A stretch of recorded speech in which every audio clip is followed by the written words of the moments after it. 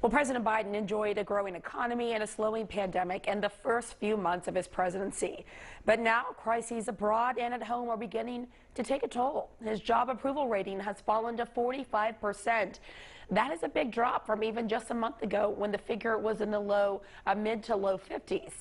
To discuss why, we turn to our political panel. Scott Jennings is a former special assistant to President George W. Bush, and Natasha Alford is a senior correspondent at the Courier, a digital news platform with an African-American perspective. Great to see you both on this Sunday night.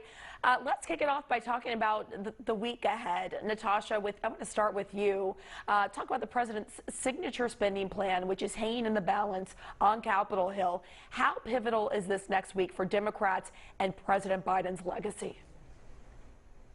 Well, this week is everything. I mean, there's so many questions, right? Can he finally get a domestic policy win? Can we avert shutdown? Is he able to sort of wrangle the Democratic Party behind the scenes?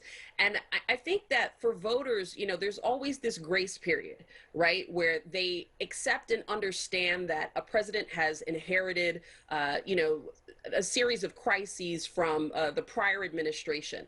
But that grace period is over. And so voters are very much watching to see what President Biden can get done. And he's promised so much.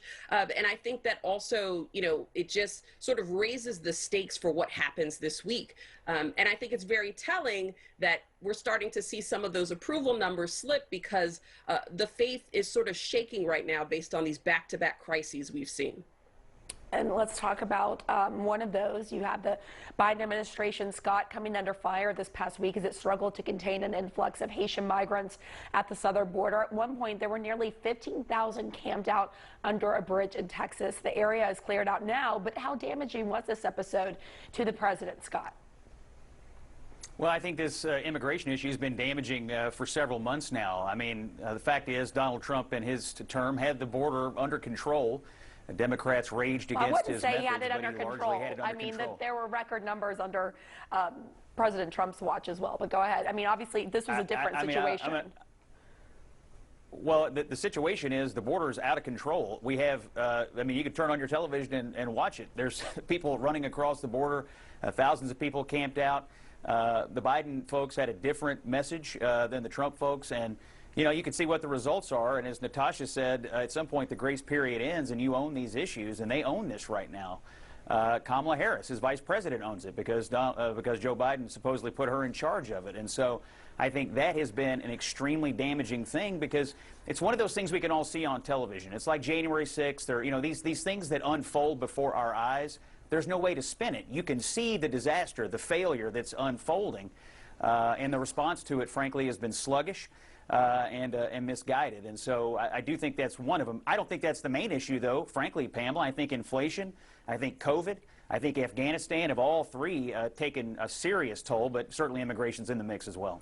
I want to bring in Natasha into this discussion, though, because you mentioned the vice president. And Natasha, obviously, this is such a difficult assignment to take on immigration. It's something that both Republican and Democratic presidents have grappled with. But the reality is, this was the assignment she is given. She has not been to the border yet. I was speaking to a Democratic congressman last night, Congressman Cuellar, who said she just needs to show up just to inspire confidence.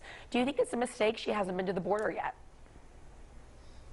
Well, I certainly think that all eyes are on the vice president and that there is this sort of added responsibility with her being a woman of color and the way that we are seeing many of these sort of racist narratives playing out again with immigration. And so there is an expectation for many of the voters who put her in office that she would speak not just as a representative of the United States, but as a person who said that she stood for so many of these communities. Now, we know that there was an event that happened with the Congressional Black Caucus, and many of the attendees said that Vice President Harris was very open to hearing their feedback, that she encouraged them to continue speaking out, but that sort of behind the scenes, you know, Washington sort of insider conversation about it is different than what the public is seeing. And you know, let's talk about the fact that President Biden had very sharp words for the Border Patrol agents. You know, these startling images that we saw of them treating Haitian immigrants as less than human, right? And yet the policy that he is enacting is a reflection of the Trump era. We're talking about Title 42 and saying that you're turning people away because of COVID, right? So again, there's a disconnect there. You're talking tough about, bringing American values back and respecting people and letting them see this country for what it's supposed to be, which is welcoming. But then the policies are reflecting one in which we close the doors on people in need. So I think a lot of people are angry on every side of the political aisle, and certainly the vice president has a role to play in that dissatisfaction. And of course, it's so complicated too, because you have asylum law and it's extremely narrow. You have to be part of a persecuted for being part of a certain social group. So even if you're fleeing a country that has violence or economic issues, that doesn't qualify you to seek asylum. So there's a lot at play here as well. But I want to ask you, Scott, about the former President Trump holding his rally in Georgia yesterday, and something he said caught a lot of people by surprise. Let's take a listen.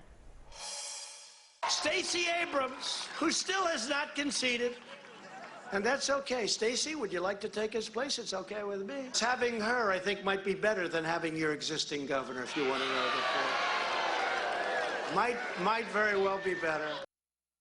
What does this say, Scott, about the leader of your party, that he has such a personal grievance against the Republican, that because he stood up for the election, which was fair and free, that he wants a Democrat to take his job? What does that tell you? Well, you know, I was on a road trip this weekend, so I was driving through Georgia, and I actually drove through the big line of cars to get into the Trump rally. It just so happened my path intersected. I had a lot of time to ruminate on this. And it reminded me of what he did in January when he told all the Republicans there was voter fraud, so don't worry about voting, and they didn't, and now we have Chuck Schumer in charge of the Senate. I sort of get the feeling that Donald Trump is so personally embarrassed that a Republican presidential candidate, which he was, lost Georgia, that he doesn't want anyone else to win there either, be they a Senate candidate or a gubernatorial candidate. And it's just terrible. Brian Kemp's done a pretty good job. And most Republicans that I know down there think that's true. For him to try to sabotage another Republican in Georgia the way he sabotaged our two Republican senators is outrageous. People ought to take note of it, that if you're going to try to be the head of a political party, you got to be for the advancement of that party, which is more than just the advancement of your own, personal, emotional problems. And so, I mean, it's terrible. I've got a lot of text messages from Republicans in Georgia about it this weekend, and they're all, pretty PO'd, frankly. So hopefully right? Brian Kemp survived, but Donald Trump's not helping. Donald Trump's not helping, in your view, and he's certainly not going away anytime soon, it appears. Scott Jennings and Natasha Alford, thank you both for coming on, sharing some of your time with us on this Sunday night.